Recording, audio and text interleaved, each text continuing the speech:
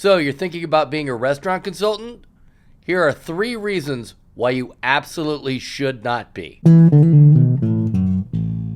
As you might know, I am a restaurant consultant, and a lot of people in the industry say to me, "Oh, I would love to figure out how you do what you do. Your job sounds like so much fun.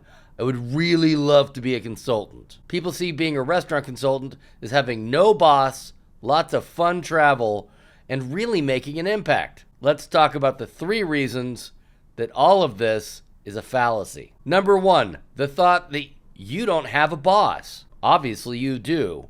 Whoever your client is your boss. And that boss you get as a consultant has a higher level of expectations, as it should be, because they are paying you for a specific service for a short amount of time. I don't know how much you enjoy interviewing. It's a pretty arduous task for most, but as a consultant, you're meeting with people often. You are going out and selling yourself and selling your services. You're meeting with dozens and dozens of prospective people. And that doesn't mean that you're going to get dozens and dozens of clients. And as far as that travel, spending weeks in budget hotels away from family and friends might not be as fun as you think. Number 2, you think the job is lucrative. In short spurts, it is. And unless you have back-to-back-to-back clients, there's going to be gaps between the time that you're making money and the times that you're not. It's like working at a Cubs bar.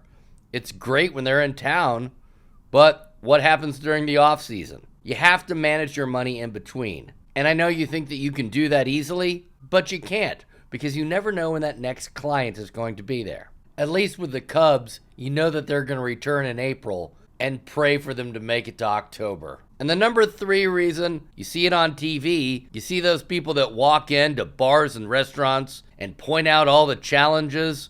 That seems like a lot of fun, doesn't it? Yeah, do yourself a favor. Look up how many of those bars and restaurants are still surviving after the cameras left. The term restaurant consultant is a real pejorative in our industry. They expect people like that to come in, yell at your staff, point at a bunch of problems, and leave.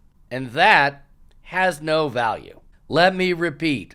Walking into a restaurant, pointing out all the problems, taking a check and leaving does nobody any good. What you're doing is you're perpetuating the negative stereotype of being a restaurant consultant, because that's the experience of a lot of restaurateurs when they hire consultants. People that point out the problems but don't create sustainable solutions. Do you know how hard it is to create a system that lives beyond you? I don't mean putting in SOPs and saying, "Oh, you should use these checklists." I'm talking about creating systems that mandatorily make sure that those checklists and those SOPs are being followed. When you're on site, you're like a manager, and that's great. You're probably a pretty good manager, or else you wouldn't be thinking about being a restaurant consultant. But what happens when you leave? If everything that you created falls to shit the minute that you leave, then what you did has absolutely no value. You can only focus on what is measurable and what exists beyond you. And that's not easy. It's not like it is on TV. You don't just walk in, point, yell a little bit, and think that you're making a difference. You're actually ruining our industry. And you should not be a consultant. I'm a little protective of the field because I've spent the last 6 years making sure that people understand that some restaurant consultants can truly make a great difference. And if you think that you're one of the rare few and you need any advice, you can email me here and I'll be happy to help out. Just make sure you're doing it for the right reasons and not just because you think it would be fun. All right, thanks for tuning in. I have been a ghost for a minute because I've been doing a lot of writing. You can check out my first book, The Surprise Restaurant Manager, still available at all great booksellers, and check out Audible, where you can hear me yak for 5 hours. Right now, I'm actually in the midst of writing 3 books at the same time. That shouldn't sound impressive. It should sound arduous and a little all over the place, which is true. Maybe I'll get at least 1 out within the next year. Thanks so much for watching. Check out one of my other videos.